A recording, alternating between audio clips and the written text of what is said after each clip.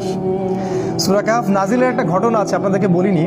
সেটা হলো, কিছু মানুষ এসেছিল রাসূলের কাছে, আমাদের নবীর কাছে, এসে বলেছিল, তুমি যদি সত্য নবী হয়ে থাকো তাহলে বলো দেখি যুলকারনাইন বাদশার কি হয়েছিল।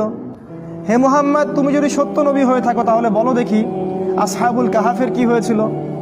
হে মুহাম্মদ, তুমি সত্য নবী হয়ে থাকলে বলো দেখি রূহ কাকে বলে। তিনটা প্রশ্ন করেছিল। যুলকারনাইন বাদশার কি হয়েছিল, আসহাবুল কাহাফের কি হয়েছিল, আর রূহ আত্মা কাকে বলে। আমাদের নবী মুহাম্মদ সাল্লাল্লাহু আলাইহি ওয়াসাল্লাম বলেছিলেন, আগামীকালকে এসো আমি বলে দিব। কি বলেছিলেন? আগামীকালকে এসো আমি বলে দিব। ওহী আসা বন্ধ হয়ে গেল। 3 মাস 4 মাস 6 মাস কোনো ওহী আসে না।